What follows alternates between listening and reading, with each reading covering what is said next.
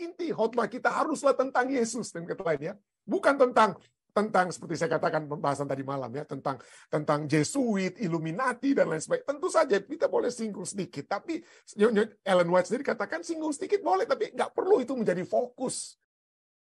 Elemen kedua daripada Injil Kristus itu adalah bahwa kasih karunia Yesus telah berikan, kematiannya yang dia telah berikan, itu bukan memberikan kebebasan kepada kita untuk hidup di dalam dosa. Tuhan yang menerima kita sebagaimana kita ada apa adanya, mengampuni kesalahan dan dosa-dosa kita yang kita akui kepada Tuhan, tetapi kita harus ada perubahan kehidupan. Dan kekuatan Tuhan berikan agar supaya kita dapat menghidupkan kehidupan yang berkenan kepada Allah. Mari kita lihat kedua elemen dari Injil kekal tersebut. Elemen pertama yang mungkin kita semua setujui dari seluruh umat-umat Kristen. Elemen pertama itu yang kita sudah lihat ya, di pelajaran kita sudah menuliskan dalam Wahyu 14 ayat 6. Dan aku melihat seorang malaikat lain terbang di tengah-tengah langit, dan padanya ada Injil kekal untuk diberitakan pada mereka yang diam di atas bumi dan pada semua bahasa, suku, bangsa, dan suku, dan bahasa, dan apa? Dan kaum. Jadi sebutan ini Injil kekal, everlasting apa ya? Everlasting gospel. Apa itu Injil kekal? Ya, di dalam Wahyu 14 ayat 6 disebutkan sebagai Injil kekal. Dalam 2 Tesalonika 2 ayat 2 disebutkan sebagai Injil Allah. Ya, Rasul Paulus menulis pada jemaat Tesalonika, dengan pertolongan Allah kita, kami beroleh keberanian untuk memberitakan Injil Allah kepada kamu dalam perjuangan yang berat. Jadi Injil kekal dapat namanya menjadi apa? Injil Allah. Atau dalam Efesus 1 ayat 13, Rasul Paulus katakan telah mendengar firman kebenaran, yaitu Injil keselamatanmu. Jadi Injil Allah, Injil keselamatan, Injil kekal, ya. Injil kekal. Efesus 6 ayat 13 bahkan menyatakan ini sebagai Injil damai sejahtera. Jadi Injil Allah, Injil kekal, Injil keselamatan, Injil damai sejahtera. Tetapi Injil-Injil tersebut, apapun variasi nama daripada Injil tersebut, semuanya menunjukkan kepada apa yang Yesus lakukan bagi umat manusia yang berdosa. Yesus, ya, ada yang adalah Allah. Yesus yang ingin membawakan keselamatan. Yesus ingin memberikan kedamaian. Jadi itulah sebabnya Injil kekal itu adalah Injil Kristus. Galatia 1 ayat 6-7 Rasul Paulus katakan, ya, aku heran bahwa kamu lekas berbalik daripada Dia yang oleh kasih karunia Kristus telah memanggil kamu dan mengikuti suatu Injil lain yang seharusnya bukan Injil. Rasul Paulus katakan, hanya ada satu Injil. Satu Injil yang merupakan satu kesatuan. Tapi coba kita lihat dari sejak zaman Rasul Paulus, ada umat-umat di zaman Rasul Paulus, di gereja di Galatia, yang memilah-milah Injil tersebut, yang tidak mengikuti Injil itu dalam kesatuan, dalam keseluruhannya. Jadi Injil itu, ya sudah kita lihat, Rasul Paulus kata, kalau kamu tidak mengikuti Injil secara keseluruhan, kamu sedang mengikuti Injil yang lain. Rasul Paulus katakan, ya, yang sebenarnya bukan Injil. Hanya ada orang yang mengacaukan kamu dan yang bermaksud untuk memutarbalikkan Injil Kristus. Jadi Injil kekal, Injil Allah, Injil keselamatan, Injil damai sejahtera, Injil Kristus ini sering diputarbalikkan oleh umat manusia.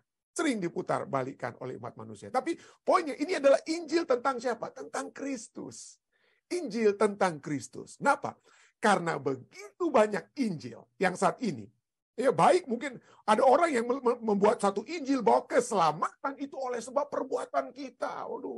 Kita akan memperoleh penghapusan dosa, kebebasan dari dosa. Kalau kita mengikuti hukum, kalau kita mungkin membangun gereja, kasih uang kepada organisasi gereja, maka sebelum kita mati, kalau kita berikan uang-uang kita, maka keselamatan kita itu dijamin.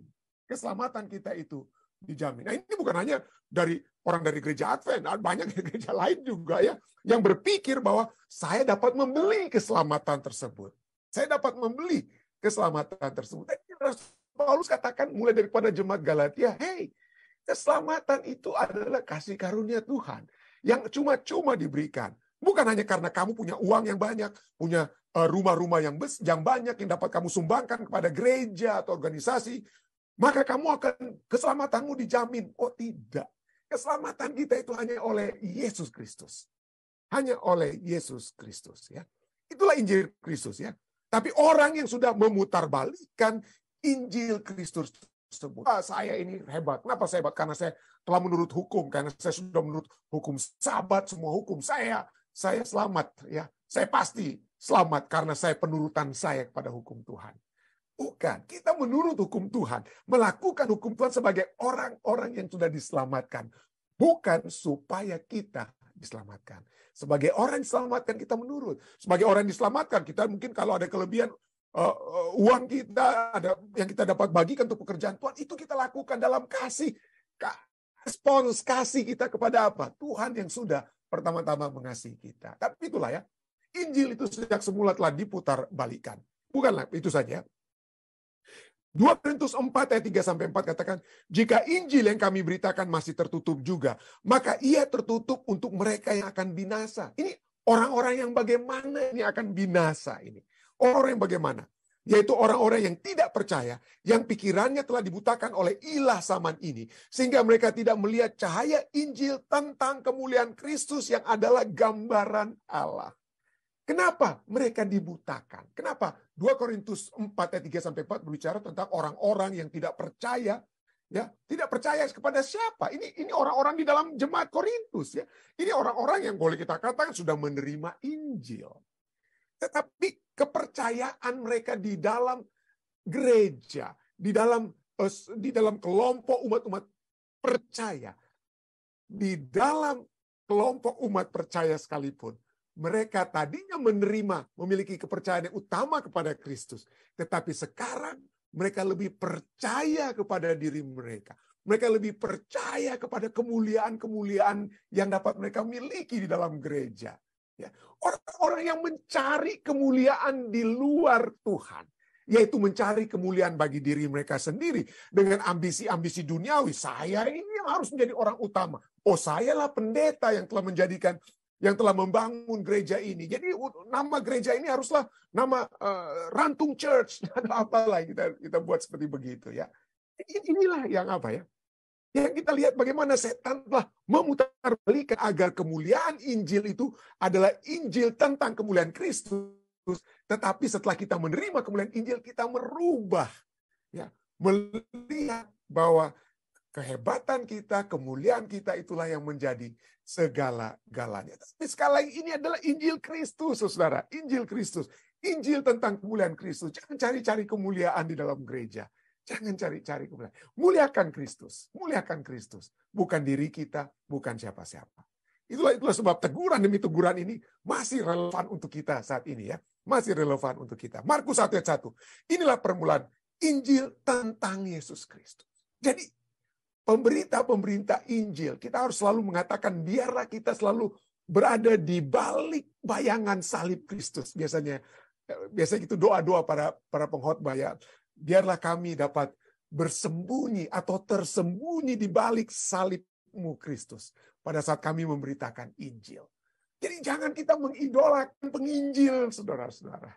Jangan mengidolakan penginjil. Makanya Rasul Paulus dapat berkata, dia berkunjung kepada jemaat di Korintus, lalu dikatakan ada di antara kamu yang membuat ada iri hati dan perpecahan di jemaat, karena kamu pikir, kami dari golongan Apolos, kami dari golongan Paulus. Itu kan kita, ya, seringkali kita mengidola-idolakan. Kalau saya pembicaranya ini bukan si A, saya nggak mau dengar. Kalau pembicaranya si B, itu baru saya mau dengar. Saya mengidolakan dia. Ya, tentu saja mungkin ada yang kita dapat suka terhadap pembicara. Tetapi biarlah kita memiliki hati yang terbuka. Bahwa siapapun pembicara, siapapun penginjil, biarlah yang mereka sampaikan itu yang kita lihat, Yesus Kristus.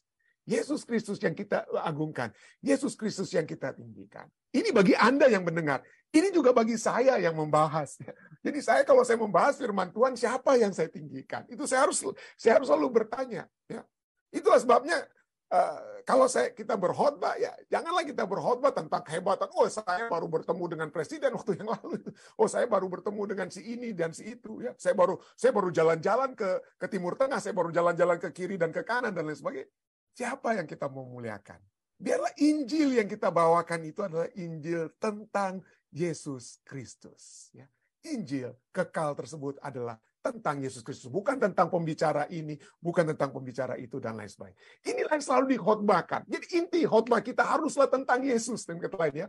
Bukan tentang seperti saya katakan pembahasan tadi malam ya, tentang Jesuit, Illuminati, dan lain sebagainya. Tentu saja kita boleh singgung sedikit, tapi Ellen White sendiri katakan singgung sedikit boleh, tapi nggak perlu itu menjadi fokus. Biarlah yang kita bahas tentang Yesus, seperti khotbah Petrus yang pertama, ya, setelah dia dipenuhi Roh Kudus, dia berbicara tentang Yesus Kristus yang telah dibunuh oleh orang-orang Israel, tapi kemudian dibangkitkan. Anda bisa baca dalam Kisah 2, 23, 24 dan sebelumnya dan seterusnya ya. Dan juga Injil itu juga yang menjadi tujuan utama dari tulisan Rasul Paulus. Kisah, saya tidak sempat rubah dia punya ini ya. Saya tidak sempat rubah, masih ayat yang sama ya.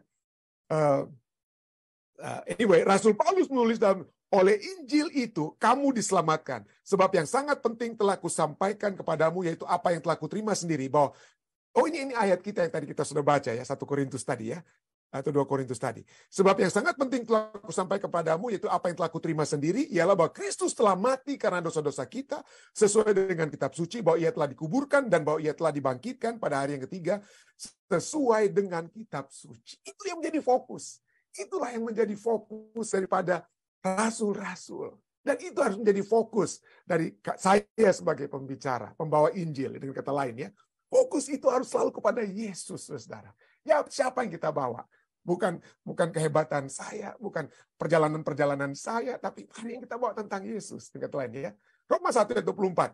Ya. Katakan Roma 1 ayat 2 sampai 4 maksud saya. Injil itu telah dijanjikan sebelumnya dengan perantara nabi-nabinya dalam kitab-kitab suci tentang anaknya yang menurut daging diperanakan dari keturunan Daud dan menurut Roh kekudusan dinyatakan oleh kebangkitannya dari antara orang mati bahwa ia adalah anak Allah yang berkuasa, Yesus Kristus Tuhan kita. Jadi Injil itu tentang Injil Allah ataupun Injil keselamatan itu tentang siapa? Tentang Yesus Kristus Tuhan kita ya. Segala sesuatu dituliskan dari kitab Kejadian sampai kitab Wahyu. Kita sudah baca tadi malam pembahasan kita. Wahyu 1 dan Wahyu 22 itu dimulai dan diakhiri dengan Yesus. Dan pada saat manusia jatuh ke dalam dosa sekalipun di dunia ini, apa yang terjadi? Maka Injil yang sama yang telah diberitakan itulah yang kemudian dinyatakan, dikabarkan oleh Paulus, Petrus, dan semua nabi-nabi yang telah memberitakan tentang siapa? Tentang Yesus Kristus. Itu sudah dinyatakan. Kejadian 3 ayat 15 adalah proto, orang-orang teologis katakan proto evangelium. Artinya apa ya? Berita Injil yang pertama-tama itu dinyatakan itu yang tertulis itu dalam Kejadian 3 ayat 15. Aku akan mengadakan permusuhan antara engkau dan perempuan ini, antara keturunanmu dan keturunannya. Keturunannya akan meremukkan kepalamu dan engkau akan meremukkan tumitnya. Yesus akan apa? Mati, tapi dia mati tapi pada hari ketiga dia akan apa? Bangkit. Jadi dia tidak mati. Dia hanya tumitnya apa? Diremukkan. Jadi kita lihat apapun yang telah dinyatakan dalam firman Tuhan di Alkitab, semuanya itu menunjukkan kepada Yesus. Mulai dari perjanjian lama sampai perjanjian apa? Perjanjian baru. Ya. Jadi semua perjanjian anugerah dengan kata lain ya, perjanjian anugerah ya, perjanjian lama dan baru menunjuk pada Yesus. Itu dikatakan apa? Ellen White dalam The Faith I Live By katakan perjanjian anugerah bukanlah kebenaran baru. Hal ini selalu ada dalam pikiran Tuhan sejak kekekalan. It was in the mind of God from all eternity. Tidak ada kesudahannya. Ada dalam pikiran Allah kita. Inilah sebabnya itu disebut perjanjian yang kekal. Bukan hanya kita pikir ada Old Covenant, New Covenant, perjanjian baru, perjanjian lama. Tapi sesungguhnya perjanjian baru dan lama itu satu perjanjian yang berkesinambungan yang dikenal dengan istilah perjanjian apa? Perjanjian kekal. Perjanjian kekal. Yang intinya apa? Sejak semula dari Kejadian 3 ayat 15, keselamatan akan diberikan. Keselamatannya akan diberikan. Keselamatan bagi yang menerima Yesus Kristus, tapi juga kebinasaan yang berkelanjutan. Ya, sejak Kejadian 3 ayat 15 sudah ada kebinasaan bagi umat manusia ya, sudah mulai Adam dan Hawa sudah mati dan lain sebagainya. Tapi kematian yang dapat terus-menerus kekal itu dapat menjadi bagian umat yang tidak menerima Yesus Kristus. Jadi keselamatan bagi yang menerima Yesus Kristus, kebinasaan bagi yang tidak menerima Yesus Kristus. Itulah sebabnya Yohanes 3 ayat 16 katakan apa? supaya orang yang percaya tidak binasa. Artinya ada yang tidak mau percaya. Yang tidak mau percaya itu apa? Yang tidak mau percaya itu akan apa? Akan binasa. Dan Injil ini telah diberitakan. Sampai elemen yang pertama ini kita percaya seluruh umat manusia yang mengaku Kristen percaya dengan Injil, Yesus yang mati, Yesus yang bangkit, dan bahwa pekabaran itu harus diberitakan. Itu harus diberitakan. Itu adalah keselamatan bagi seluruh umat manusia. Seluruh agama Kristen mungkin dapat kita lihat melakukan hal yang sama ini. Kenapa? Karena Wahyu 10 ayat 11 juga sudah berbicara bahwa Injil keselamatan itu akan apa? Diberitakan ya kepada apa? Engkau. Dalam Wahyu 10 ayat 11 katakan, engkau harus bernubuat lagi kepada banyak bangsa, kaum, dan apa? Bahasa dan raja. Tapi mari kita lihat, tidak ada bangsa, kaum, dan bahasa. Coba kita lihat, ini signifikan sekali ya. Injil bagi keselamatan bagi bangsa, kaum, dan bahasa. Itu ada di Wahyu 10 ayat 11, kita sudah baca. Bangsa, kaum, dan apa? Bahasa. Wahyu 14 ayat inti kita pada saat ini juga berbicara apa? Aku melihat malaikat lain terbang di tengah-tengah langit. Padanya ada Injil kekal untuk diberitakan pada mereka yang diam di atas bumi. Dan kepada semua, bukan hanya satu golongan. Bangsanya ada, bahasanya ada, kaumnya juga apa? Ada. Jadi ini Injil kekal itu apa? Diberitakan. Agar umat manusia melihat bahwa Yesus memberikan keselamatan kepada kita. Yesus yang mati. Yesus yang dikuburkan, tapi Yesus yang bangkit. Memberikan kepada kita kasih karunia-Nya, anugerahnya, yang dapat kita terima dengan iman, sehingga kita memiliki keselamatan. Kita memiliki keselamatan. Tapi itulah ya, setiap kali Yesus atau Allah berbuat sesuatu, setan selalu ikut-ikutan. Ikut-ikutan bukan untuk apa? Berada dalam satu jalur yang sama. Setan juga bengkok-bengkokan. Dia ikut, dia bikin hampir sama, tetapi sesungguhnya tidak sama. Hampir sama, tetapi tidak sama. Setan juga berbicara tentang apa ya? Atau aktivitas setan itu juga dibuat kepada bangsa, kaum, dan bahasa. Sama misalnya. Injil kekal yang coba dikacaukan setan, itu dalam Wahyu 13 ayat 7 katakan apa? Dan ia diperkenankan untuk berperang melawan orang-orang kudus dan untuk mengalahkan mereka. Dan kepadanya diberikan kuasa atas setiap suku dan umat. Umat atau kaum, bahasa, sama dengan Wahyu 10, sama dengan Wahyu 14. Dan juga apa? Bangsa. Jadi setan memang apa ya? Memiliki apa? Memiliki hal yang sama. Seperti Rasul Paulus dalam kitab Galatia. Dia memiliki apa? Dia mulai dari satu hal yang sama. Sama-sama ada umatnya, katanya. Sama-sama ada bahasanya, sama-sama ada bangsanya. Sama-sama dia bilang, oke, umat manusia silakan, monggo. Silakan menerima Yesus Kristus ya. Segala Injil Kristus. Tapi ya, Injil Kristus kan dapat berkembang ya. Injil kemuliaan Kristus itu dapat berkembang ya. Ya, kalau cuma Kristus hanya khotbah tentang Kristus ya bosan orang ya. Kalau hanya fokus pada Kristus bosan. Sekali-sekali fokuslah kepada diri kalian sendiri. Fokuslah kepada kemuliaan kalian sendiri. Jadi itulah sebabnya dari gereja, dari jemaat di Galatia, setan sudah mulai coba Pak memasukkan Injil yang lain. Ya, Injil yang lain. Kenapa? Dia kata, keselamatan itu apa? Keselamatan itu betul dari Kristus. Terima kasih, puji Tuhan. Tetapi kita juga dong harus fokus pada diri kita sendiri. Harus fokus juga kepada diri kita sendiri. Allah yang menyelamatkan kita. Allah pasti akan mengasihi kita dalam segala apapun yang terjadi. Dalam segala apapun yang dapat kita lakukan. Kasih Allah itu tidak akan pernah jauh dari kita. Ya, kasih Allah itu tidak. Jadi inilah sebabnya kita muncul dengan teologi-teologi seperti once saved, always saved. Kita sudah terima Injil. Kita sudah diselamatkan. Ya, kita sudah diselamatkan. Oleh sebab itu, apapun yang terjadi, keselamatan itu selalu pasti. Kita sudah baca tadi ayat-ayatnya, saudara ya. Rasul Paulus berbicara kalau kita tetap berpegang teguh kepada keselamatan. Kenapa? Karena ada orang yang menerima kasih karunia, ada orang yang menerima keselamatan, tetapi kemudian dia berfokus kepada dirinya sendiri. Bukan berfokus pada Injil Kristus yang sesungguhnya. Bukan berfokus pada Injil keselamatan yang sejati dari Tuhan. Apa contohnya? Apa contohnya? Saya tidak mau tulis di sini. Saya tidak mau tuliskan videonya. Tapi satu hari ini, saudara, ada sahabat kami di Jerman yang tadi bertelepon dengan istri saya. Dia katakan, waduh ada pendeta mereka di Hamburg, di Germany, yang sudah mengakui dia sebagai seorang apa? Homoseksual. Dia mengaku sebagai homoseksual. Dan ya, dia terus Dia terus apa? Dia terus melayani, bahkan dia kan terus melayani. Jadi saya bertanya-tanya, bagaimana ini ya? Gereja kok bisa mengizinkan hal seperti itu? Lalu kemudian tadi sementara saya menyusun pelajaran ini, saya mendengarkan juga istri saya mendengarkan kesaksian dari seorang pendeta Advent di Filipina. Yang pendeta Advent di Filipina yang juga menyatakan dirinya sekarang sebagai seorang sebagai seorang homoseksual. Dan dia percaya dalam pembahasannya, sementara saya susun pelajaran ini, sementara itu saya juga dengar istri saya mendengarkan videonya. Dia katakan bahwa kasih Tuhan itu begitu besar untuk keselamatannya. Tuhan pasti akan menyelamatkan dia. Kasih Tuhan itu tidak terbatas. Tentu saja, kasih Tuhan itu tidak terbatas. Allah dapat menyelamatkan kita. Allah dapat mengampuni kesalahan dan dosa kita. Tetapi jangan kita lupa. Firman Tuhan yang seperti Yesus yang berkata, go and sin no more. Pergilah dan jangan apa? Jangan berbuat dosa lagi.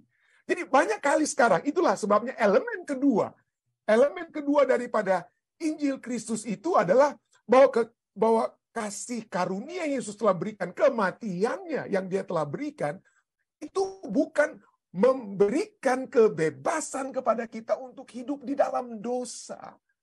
Hanya berfokus pada, inilah keadaan saya. Udahlah, saya memang nggak bisa bikin apa-apa lagi. Saya maunya menjadi menjadi homoseksual. Padahal firman Tuhan kita sudah bahas itu lalu. Tidak menghancurkan kita untuk hidup dalam kebejatan moral seperti itu. Ya, tidak. Tuhan ingin ada firman yang cukup jelas tentang hal tersebut. Injil kekal itu adalah juga bukan hanya Tuhan telah memberikan keselamatan kepada kita, tetapi kekuatan Tuhan bagi kita. Itulah elemen kedua. Itulah sebabnya saya katakan tadi, banyak sekarang umat-umat Kristen yang hanya melihat satu elemen pertama pada saat kita menerima kebenaran Tuhan tersebut, menerima justification, keselamatan tersebut. Tetapi kita bukan hanya hidup dalam saat Tuhan yang menerima kita sebagaimana kita ada apa adanya, mengampuni kesalahan dan dosa-dosa kita yang kita akui kepada Tuhan, tetapi kita harus ada perubahan kehidupan. Dan kekuatan Tuhan berikan agar supaya kita dapat menghidupkan kehidupan yang berkenan kepada Allah. Firman Tuhan sudah cukup jelas, saudara. Mana kehidupan yang berkenan, mana yang tidak berkenan. Dan firman Tuhan sudah cukup jelas bahwa homoseksualitas itu tidak berkenan kepada Allah. Saya tidak usah lagi membawa ayat-ayat yang sudah kita sering Mari kita tahu, mungkin Anda pikir, yang seperti saya katakan tadi, beberapa pendeta Advent tersebut yang dalam kelemahan mereka, tapi kata, kami udah gimana, itulah alamiah kami, dan lain sebagainya, kami harus menjadi homoseksual, dan lain sebagainya. Pertanyaan, apakah itu berkenan kepada Allah? Apakah itu sesuai dengan firman Allah? Mereka katakan, inilah keadaan kami. Tetapi kita bukan hanya untuk Yesus, Tuhan menerima kita sebagaimana kita apa adanya, as we are, tapi dia tidak mau kita remain as we are. Dia tidak mau kita berada dalam keadaan kita, dalam keberdosaan kita. Dia mau kita semua maju, melewati keberdosaan tersebut. Kita bisa jatuh bangun. Itulah sebabnya kekuatan Tuhan. Tuhan akan berikan. Kita harus menghidupkan satu kehidupan yang yang berkenan kepada Allah. Itu sebabnya. Ini Titus 2 ayat 14 berbicara tentang dua elemen Injil kekal tersebut. Oke, elemen yang pertama adalah apa? Mari kita baca. Titus 2 ayat 14. Yang telah menyerahkan dirinya bagi kita untuk membebaskan kita dari segala kejahatan. Ini kan, kita dibebaskan dari dosa-dosa kita saat kita mengakui. Kita datang menerima kasih karunia Tuhan. Tuhan, saya orang berdosa. Terimalah saya. Berikanlah jubah kebenaranmu. Kebenaran saya itu tidak ada Tuhan. Saya kotor. Bebaskanlah saya dari segala kejahatan. Itu elemen yang pertama.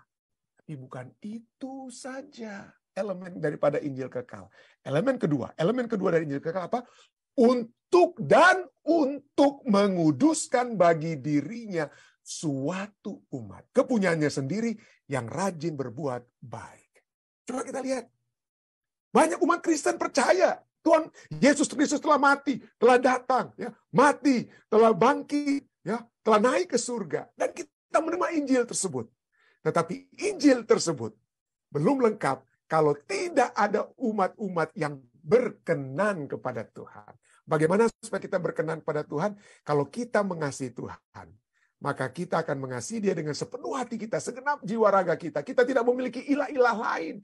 Kita tidak memiliki hal yang dapat kita sembah di luar Allah kita. Pada saat kita berkenan kepada Tuhan, yang berkenan kepada Tuhan, kita mengasihi sesama kita. Pada saat kita mengasihi sesama kita, maka kita tidak membunuh mereka. Kita tidak berzina, kita tidak mengingini, dan lain sebagainya. Dan kita pada saat kita melakukan kehendak Tuhan yang berkenan kepadanya, kita sedang dikuduskan. Kenapa? Karena kekuatan untuk menurut firman Tuhan, untuk menurut hukum Tuhan, Tuhan yang berikan. Tuhan yang berikan. Itulah sebabnya 1 Yohanes 3:8 juga katakan, barang siapa yang telah berbuat dosa berasal dari iblis. Siapa yang tetap, ya, bukan hanya telah, tidak. Firman Tuhan katakan, barang siapa yang tetap berbuat dosa. Kita dapat apa? Kita dapat apa? Menjadi orang yang diterima Tuhan. Tetapi kalau kemudian kita pikir, nggak apa-apalah saya terus dalam kehidupan berdosa kita tetap berbuat dosa. Oh, adakah kita telah menerima Injil? Tidak ya. Barang siapa yang tetap berbuat dosa, berasal dari iblis. Sebab iblis berbuat dosa dari mulanya. Dan sampai seterusnya ya. Jadi kita ikut dia kalau kita dari mulanya. Kalau kita sudah terima Injil, tapi setelah kita terima Injil, kita tetap lagi berbuat dosa. Nah, itu ya. Untuk inilah anak Allah menyatakan dirinya. Yaitu supaya apa? Supaya ia membinasakan perbuatan-perbuatan iblis itu. Ya, pada mulanya kita menerima Injil, ya, kita menerima kebenaran, kebenaran Kristus, kita telah diselamatkan, tetapi keselamatan kita itu, kalau kemudian kita apa? Kita tidak menerima Yesus Kristus selalu setiap hari, berkenan kepadanya, disucikan olehnya, dan kalau kita jatuh, kita tidak mau berbalik pada Tuhan. Kalau itu kita lakukan, maka kita akan seperti apa? Iblis yang telah berbuat dosa dari mulanya. Tapi Tuhan dengan kekuatannya dia ingin apa? Membinasakan perbuatan iblis pada saat kita menerima Injil tersebut dan pada saat kita menghidupkan kehidupan Kristus yang berkenan kepadanya dalam kehidupan setiap hari. Tuhan akan membantu kita untuk membinasakan. Itulah sebabnya Ibrani 4:16 katakan apa? Sebab itu marilah kita dengan penuh keberanian menghampiri takhta kasih karunia supaya kita menerima rahmat. Oke, rahmat itu kasih karunia. Itu boleh kita katakan rahmat ini bagian pertama Injil, elemen pertama daripada Injil. Dan kemudian apa? Dan menemukan kasih karunia. Sama kan rahmat, kenapa disebutkan 2 kali? Rupanya ada elemen kedua daripada kasih karunia itu ya. Dan menemukan kasih karunia untuk mendapatkan pertolongan kita pada waktunya. Setelah kita menerima rahmat tersebut. Setelah kita menerima rahmat tersebut. Saya tahu, kita semua bergumul ya. Kita semua bergumul dengan dosa. Dosa itu saat ini belum berakhir dari dalam dunia ini. Berakhir nanti pada saat Yesus datang di kali kedua. Tapi pada saat ini kita masih di sebelah kiri dan kanan kita itu ada dosa-dosa yang siap untuk apa? Mempengaruhi kita. Iblis itu sedang berada di samping kiri kanan kita, atas belakang, depan dan lain sebagainya. Ya. Marilah kita datang ke hadirat Tuhan dengan kekuatan Tuhan. Dan kalaupun kita jatuh, datang kembali kepada Tuhan. Tuhan tolong saya sudah jatuh lagi hari ini. Itulah sebabnya Tuhan katakan, kita harus datang kepada Tuhan setiap hari. Memohon pengampunan dosa, agar setiap hari rahmat-Nya itu menjadi baru, selalu menjadi bagian kita di setiap hari. Datang kepada Tuhan. Inilah kedua elemen daripada Injil kekal. Bukan hanya rahmat diberikan kepada kita saat kita menerima Kristus, ya, dan kita dibaptiskan atau menerima kuasa Roh Kudus. Tetapi kemudian juga pada saat kita menerima kasih karunia pada saat kita menghadapi serangan-serangan setan yang datang kepada kita. Jangan kita menjadi lemah. Banyak umat Kristen saat ini yang percaya once saved, always saved.